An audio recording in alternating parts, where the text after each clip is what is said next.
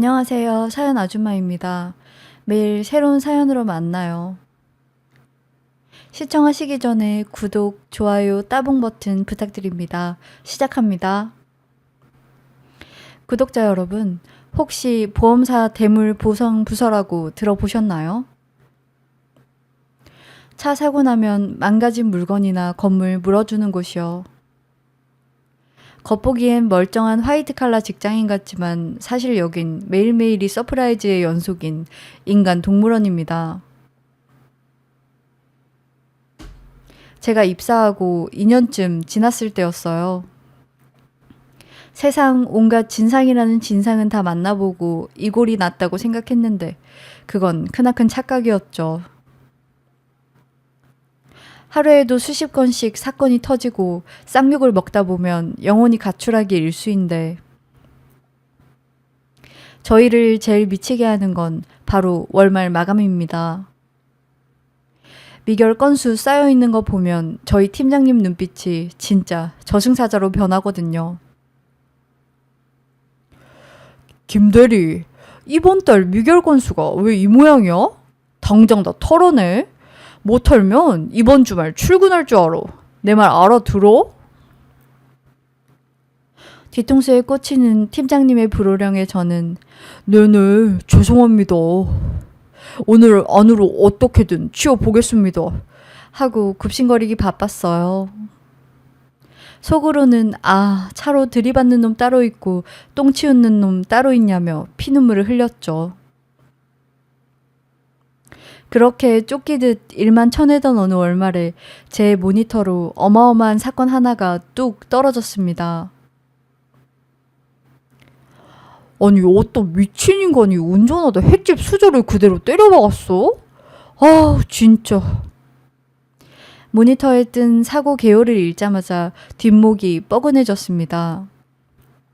차가 횟집 앞을 덮쳐서 대형 수조를 완전히 박살냈다는 거예요. 아니, 넓고 넓은 도로에 차도 많은데 왜 하필 남의 생업 현장인 횟집 수조를 때려 박냐고요. 수조가 박살났으니 그 안에 있던 비싼 물고기들은 어떻게 됐겠습니까? 보나마나 차가운 아스팔트 바닥에 나뒹굴면서 단체로 용궁행 편도 티켓을 끊었겠죠. 안 봐도 뻔한 비디오잖아요. 진짜 미치고 팔짝 뛰겠는 건 이 골치 아픈 폭탄이 하필이면 왜 나한테 배당됐냐는 것이냐고요. 한숨을 푹 내쉬고는 떨리는 손으로 수화기를 들었습니다. 일단 사고 접수가 됐으니 피해자이신 횟집 사장님께 전화를 드려야 했으니까요. 심호흡을 크게 한번 하고 신호음이 가는 걸 기다리는데 아니나 다를까 전화가 연결되자마자 고막이 찢어지는 줄 알았습니다. 여보세요? 거기 가해자 측 보험사 맞아요? 지금 장난합니까? 내 물고기들 다 길바닥에 나뒹굴고 난리가 났는데 왜 이제야 전화를 해? 이놈들 다 한통속 아니야? 아이고 사장님 진정하시고요. 제가 담당자로 배정된 직원입니다. 많이 놀라셨죠? 우선 피해 상황을 좀 파악해야. 진정? 내가 지금 진정하게 생겼어? 차가 가게로 돌진해서 수저가 와장창 다 깨졌다고. 펄떡거리던 내 귀한 광어랑 우럭이 아스팔트 바닥에서 다 뒤지는데 무슨 진정이고? 당장 오늘 저녁 장사부터 공 치는데 당신들이 내 손에 다 물어낼 거야? 어떡할 거냐고 빨리 말해봐. 수화기 너머로 들려오는 사장님의 사자후에 저는 그만 꿀먹은 벙어리가 되고 말았습니다. 아니 사장님 심정은 100번 1000번 이해하죠. 멀쩡히 장사 잘하고 있는데 미친 차가 들이받아서 쑥대밭을 만들어놨으니 오죽하시겠습니까? 그런데 저도 머리털 나고 물고기 떼죽음 보상은 처음이라 완전히 멘붕에 빠져버린 겁니다. 범퍼가 찌그러졌으면 공업사 견적을 보면 되고 사람이 다쳤으면 병원비를 주면 되는데 이 죽은 물고기 값은 도대체 어느 기준에 맞춰서 물어줘야 하는 건지 앞이 캄캄하더라고요. 사장님, 일단 제가 정확한 보상 규정을 확인해보고 다시 연락을 드리겠습니다. 죄송합니다만 조금만 기다려 주시겠습니까? 뭐야? 확인을 해? 또 기다리라고? 당장 튀어와서 눈으로 보라고! 일단 죄송하다는 말만 반복하다가 황급히 전화를 끊었습니다. 등줄기에서는 식은땀이 흐르는데 고개를 돌려보니 팀장님이 저를 매섭게 째려보고 계시더라고요. 월말 마감이 코앞인데 미결 건수는 산더미지 저걸 어떻게 처리해야 할지는 감도 안 오지. 진짜 미치겠더라고요. 사람이 궁지에 몰리면 비겁해진다고 하잖아요. 그래서 제가 어떻게 했냐고요? 일단 짬을 때려버렸습니다. 당장 쳐내야 할 쉬운 삭곡 건수들이 수두룩한데 저 복잡한 회칙권을 붙들고 있을 여유가 없었거든요. 그렇게 바쁘다는 핑계로 하루 이틀 애써 모른 척하며 서랍 구석에 그 사건을 처박아두고 말았습니다. 그게 지옥문의 손잡이를 돌리는 행동인 줄도 모르고 말이죠. 그렇게 눈코 뜰 새 없이 이틀이 지나고 폭풍 전야 같던 사무실에 마침내 그 최후 통첩이 날아들었습니다. 점심시간이 막 지났을 무렵이었죠. 모니터를 멍하니 보고 있는데 제자리 전화기가 요란하게 울려대기 시작했습니다. 발신자 번호를 확인하는 순간 온몸의 피가 싹 식어버리더라고요. 아니나 다를까 며칠 전 그 횟집 사장님이었습니다. 여보세요?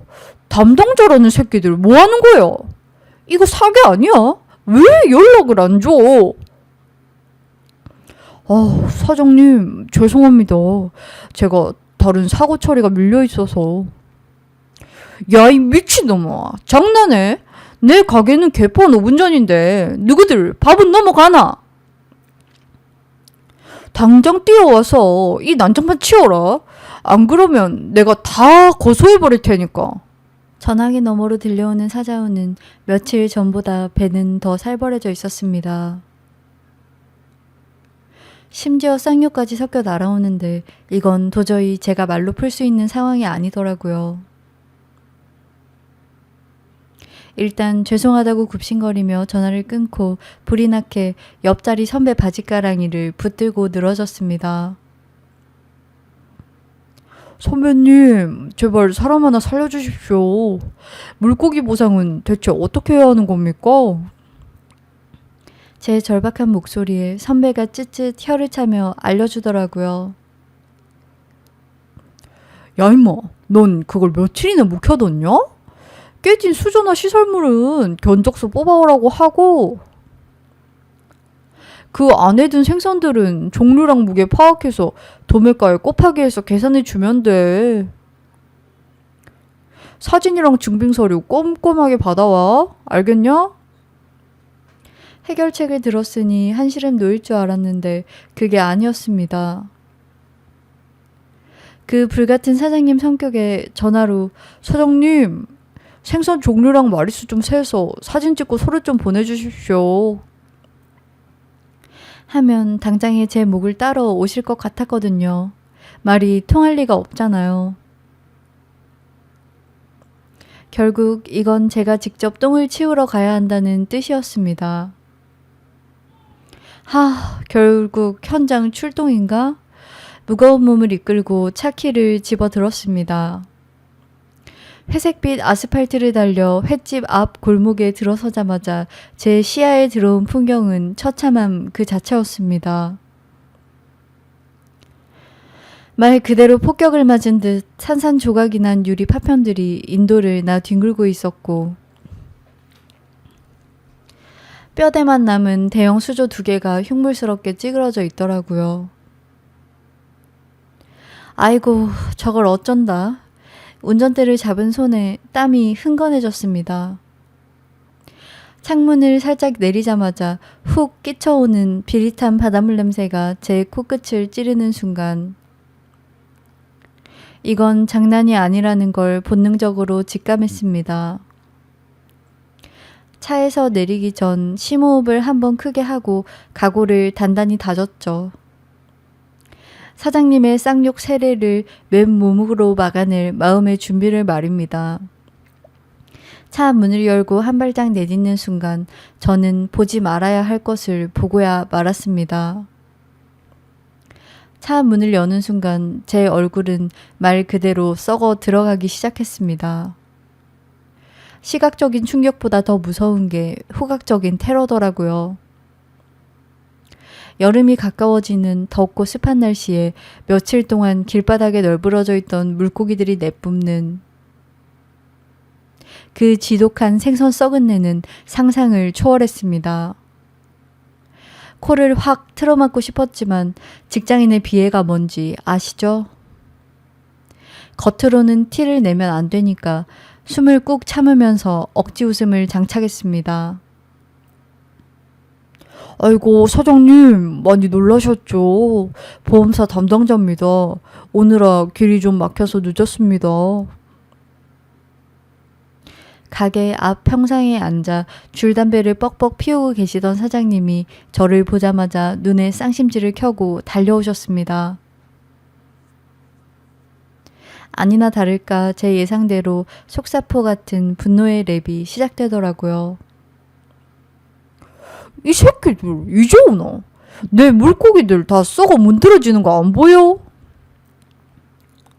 니들이 장사 망쳐놓고 며칠 동안 코빼기도 안 비치냐? 당장 보상해. 내 돈 내놓으란 말이야. 제가 100번 잘못한 일이라 입이 10개라도 할 말이 없었습니다. 그런데 사장님이 삿대질을 하며 가리킨 곳을 보는 순간 제 입에서는 헉 하는 소리가 절로 나왔습니다. 가게 구석에 어마어마하게 큰 빨간 고무다라이가 떡하니 놓여 있는데 그 안에 물고기 사체들이 무덤처럼 산더미같이 쌓여 있는 겁니다. 미치겠네 진짜. 속으로 쌍욕을 몇 번이나 삼켰는지 모릅니다. 물고기 떼죽음을 눈앞에서 보는 것도 처음인데 며칠 지나서 파리가 들끓고 부패가 시작된 그 시체들의 몰골은 정말 충격적이었습니다. 희번덕거리는 눈알과 비늘이 반쯤 벗겨진 채 엉겨 붙어있는 광어, 우럭, 줄돔들이 그 빨간 다라이 안에서 악취를 뿜어내고 있었거든요. 사장님, 사진만 좀 찍어두시지 그러셨어요. 그럼 제가 냄새나는 생선들 바로 폐기하시라고 말씀드렸을 텐데. 뭐야 이 미친놈아? 사진? 내가 생선 장사하는 사람인데 저 썩은 걸 어떻게 손으로 일일이 뒤적거리면서 사진을 찍어? 니들이 와서 찍어 가야 될 거 아니야. 빨리 저거 어떻게 할 건지 말해봐. 당장. 틀린 말씀은 아니었지만 저 썩은 냄새나는 고무 다라이를 맨손으로 뒤져야 한다는 현실에 눈앞이 캄캄해졌습니다. 이걸 어떻게 다 세고 무게를 재고 종류를 분류한단 말입니까? 사장님은 당장이라도 저를 다라이 안에 처박을 기세로 화를 내시는데 저도 사람인지라 짜증이 확 솟구치더라고요. 하지만 어쩌겠습니까? 이게 제 일인 것을요. 속으로는 눈물을 줄줄 흘리며 비장한 각오로 빨간 고무 다라이 앞으로 걸어갔습니다. 결국 저는 쭈그려 앉아서 사장님이 쥐어준 비닐장갑을 꼈습니다. 한숨이 절로 푹푹 나오더라고요. 사장님도 화가 머리끝까지 나셨지만 제 표정을 보시더니 차마 더 이상 욕은 못하시고 같이 옆에 쪼그리고 앉으셨어요. 그때부터 썩은 광어, 우럭, 줄돔들과의 환장할 동거가 시작됐습니다. 사장님이 고무 다라이 안에서 썩은 내를 폴폴 풍기는 생선 하나를 끄집어내면 저는 그걸 바닥에 가지런히 펴놓고 사진을 찍는 일이었죠. 야, 이거 광어 2kg짜리야. 찍어. 네네 사장님, 광어 2kg짜리 하나. 그리고 이건 뭐죠? 이거 줄돔이잖아. 눈이 삐었어? 찍으라고. 네, 줄돔도 하나. 이렇게 펴놓으니까 사진이 참 잘 나오네요, 사장님. 이게 잘 나오는 거냐? 썩어 문드러지고 있는데. 헛소리 말고 빨리빨리 찍어. 그렇게 지옥 같은 1시간이 흘렀습니다. 썩은 광어, 우럭, 줄돔들의 영정 사진을 하나하나 찍어대며 속으로는 이놈의 회사 때려치울까 수십 번도 더 고민했죠. 옷에는 비린내가 배어서 며칠은 안 빠질 것 같았고 얼굴은 점점 흑빛으로 변해가고 있었습니다. 사장님도 슬슬 힘드신지 한숨을 푹푹 쉬시며 비닐장갑을 벗으시더라고요. 휴, 다 찍었지. 이제 어떻게 보상해줄 건지 서류 줘. 네, 사장님. 여기 시설물 파손 견적서랑 생선 도매가 곱하기해서 보상해 드릴 테니까 계좌번호랑 서명 좀 부탁드립니다. 그렇게 서류에 사인을 받고 지옥 같은 현장을 벗어나려는데 뒤에서 맑고 청아한 목소리가 들렸습니다. 저기 아저씨 죄송해요. 고개를 돌리는 순간 저는 제 눈을 의심했습니다. 아니 이 생선 썩은 내가 진동하는 지옥 같은 횟집에 웬 천사가 서 있는 게 아니겠습니까? 사장님의 딸이었습니다. 우리 아빠 성격이 불같아서 그동안 많이 힘드셨죠. 늦게 와서 진짜 죄송해요. 이거라도 좀 드시고 하세요. 딸이 내민 시원한 캔커피 하나에 제 얼어붙었던 심장이 사르르 녹아내리는 기분이었습니다. 방금 전까지 사장님을 속으로 수천 번은 저주했던 제 자신이 부끄러워질 정도였죠. 아닙니다. 제가 늦게 와서 사장님이 화나실 만도 하죠. 이거 정말 감사합니다. 잘 마실게요.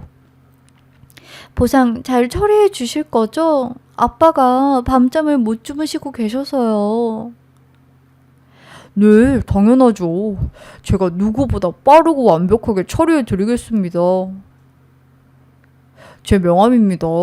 혹시 문제 있으면 언제든 연락 주세요. 딸에게 명함을 건네주면서 저는 썩은 광어의 비린내 따위는 안중에도 없었습니다. 그저 이 천사 같은 딸의 얼굴만 보며 굽신거리기 바빴죠. 그렇게 썩은 내 나는 지옥에서 천사를 만나고 저는 빛의 속도로 보상 처리를 완료하기 위해 엑셀을 밟았습니다. 사무실로 돌아오는 차 안에서 제 입가에는 실없는 미소가 번졌습니다. 조수석에 덩그러니 놓인 명함을 만지작거리며 아까 그 횟집 딸내미의 얼굴을 떠올렸죠. 옷에 배인 썩은 생선 냄새 따위는 향기롭게 느껴질 지경이었습니다. 자리에 앉자마자 저는 그 어떤 사고건보다 횟집 보상권을 최우선으로 처리했습니다. 팀장님이 뒤에서 야, 너 그 횟집 건 어떻게 됐어? 하고 묻기도 전에 기한을 올려 결제까지 일사천리로 끝냈죠. 그리고 며칠 뒤 제 핸드폰이 징징 울렸습니다. 모르는 번호였는데 문자가 한 통 와 있더라고요. 안녕하세요. 부상 처리해주신 횟집 딸입니다. 아빠가 너무 고맙다고 전해달라시네요. 그땐 정말 미안하셨다고 언제 한번 오시면 서비스 팍팍 드릴 테니까 꼭 오세요. 문자를 보는 순간 심장이 쿵쾅거렸습니다. 원래 보험 처리 끝나면 고객들은 입 싹 닦고 끝나는 게 보통이거든요. 그런데 먼저 감사문사를 보내오다니 이건 제 인생에 흔치 않는 기적이었습니다. 하지만 겉으로는 쿨한 척 답장을 보냈죠. 아닙니다. 사장님께서 마음고생 많으셨을 텐데 당연히 제가 해야 할 일인걸요. 말씀만으로도 감사합니다. 좋은 하루 보내세요.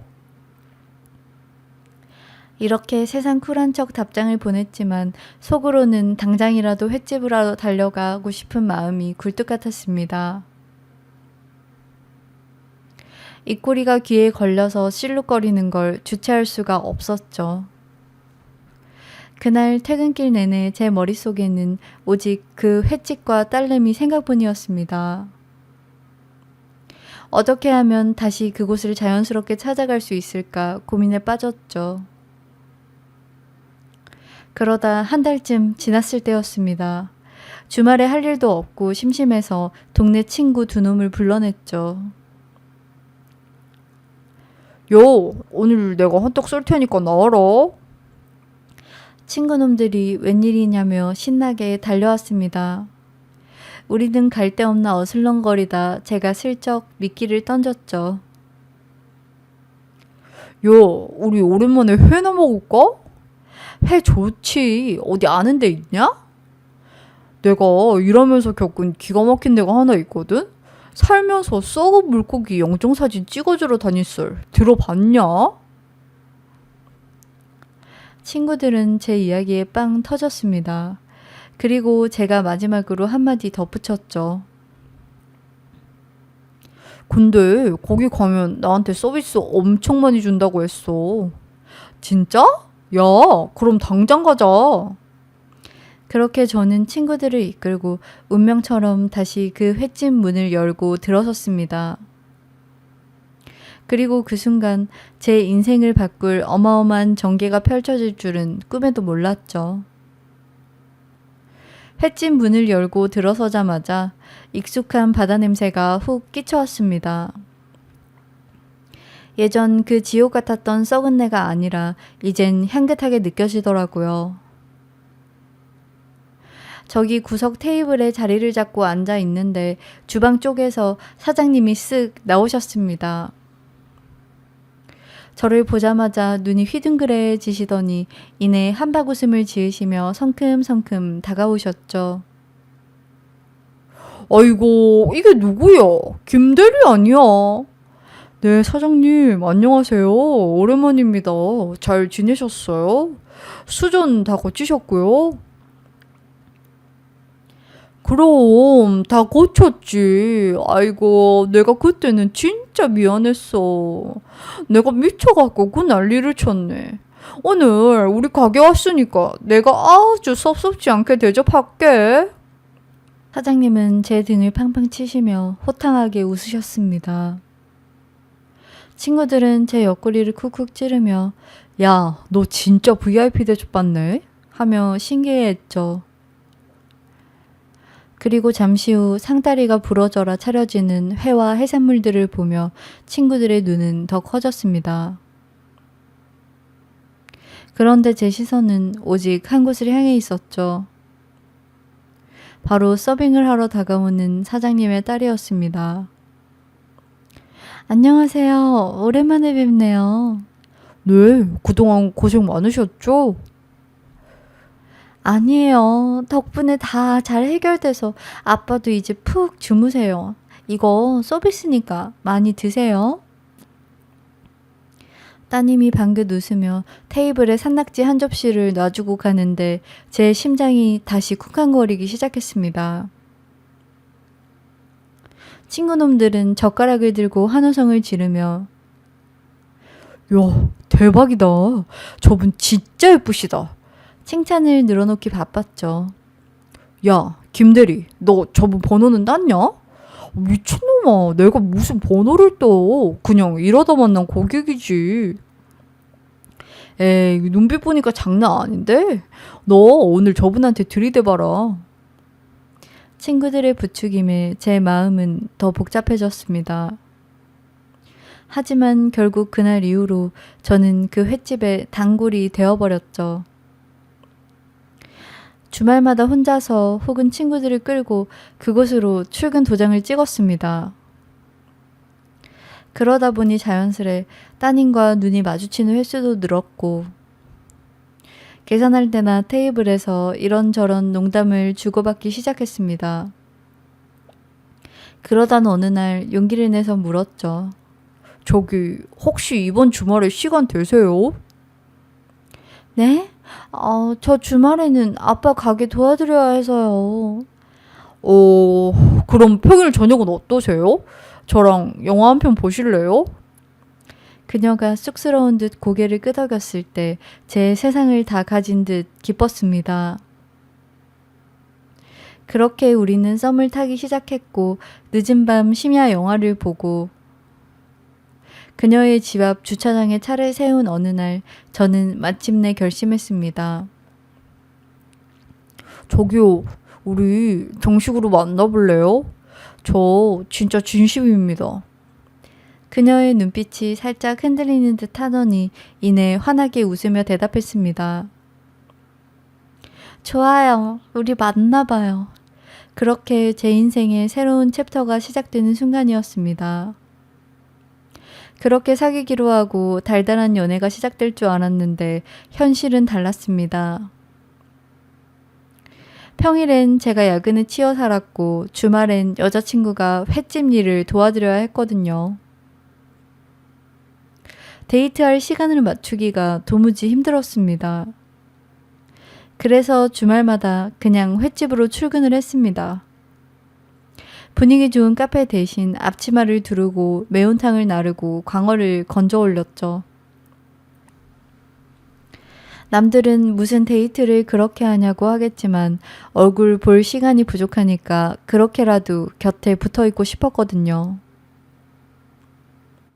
수조 청소까지 빡세게 도와주다 보니 어느새 저는 턱시도를 입은 채 결혼식장에 서 있더라고요. 맞습니다. 저 그 횟집 사위가 되었습니다. 장인어른 성격이 워낙 불같으셔서 뼈도 못 추리는 거 아닌가 걱정했는데 완전히 기우였죠. 무뚝뚝하시지만 속은 진짜 따뜻한 분이셨거든요. 지금도 찾아뵈면 장인어른이랑 소주를 한 잔씩 기울이는데 술이 좀 들어가시면 항상 그날 이야기를 꺼내십니다.